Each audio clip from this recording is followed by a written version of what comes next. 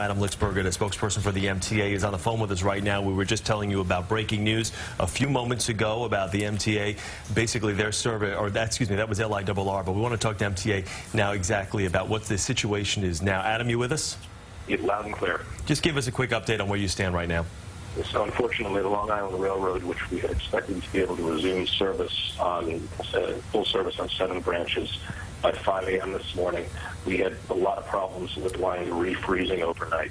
And as a result, we're saying that we can't get service going until at least 7 a.m. this morning. Can you tell us all branches what the 7 a.m. service will look like? Honestly, not yet, because we had lines that refroze overnight. We had lines where we thought we could run electric trains, but we've then lost contact with the third rail, so now they can only run diesel service. And we also have problems with trying to position crews and trains in locations to make sure they can serve those outlying stations. So we are working frantically to determine what that service will look like. But the easiest message to get out to people right now, unfortunately, is wait. It's going to be at least until 7 a.m. before we have service going on the LIRR. The best thing you can do is keep checking mta.info. I'm looking at that page right now. You will see changes on there as soon as they occur. You shouldn't head out to wait at the station until you've seen confirmation up there that we have service going. Adam, what about bus service? Where does that stand? Within the New York City, all subway and bus service is operating normally. There are some bus routes that have reroutes because of road conditions and the like.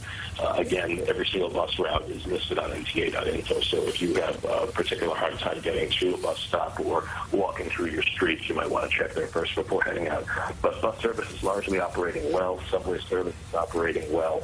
The real problem is out on Long Island where, there were just feet of snow before it even started blowing and drifting, and we had a lot of problems with refreezing overnight.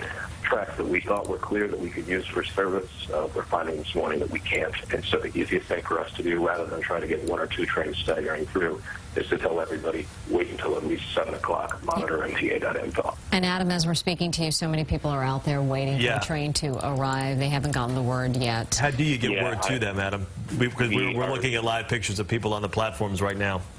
Yeah, please extend them our apologies. This is not the way we wanted to start out a Monday morning after a storm like this.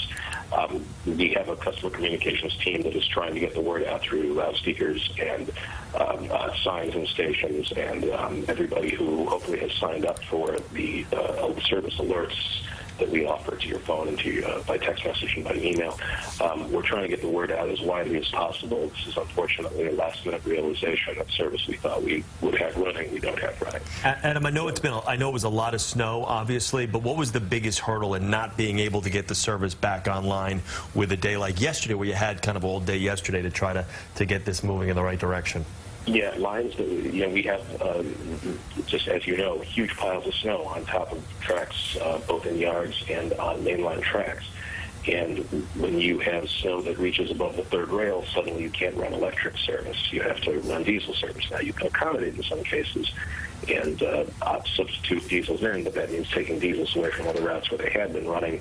And you have to guard against the possibility that snow that blows and drifts overnight could overtake the third rail. You could have ice build up there, and suddenly you can have a train stop in there. As unfortunate it is that we have to tell people that the train that you thought you could take early this morning is going to have to wait, that's still preferable to having a train get moving and then stall out in the middle between stations. MTA spokesperson Adam Lisberg, thank you very much. An update on that breaking news. LIRR service not until 7 a.m., and that is partial, so be aware of that.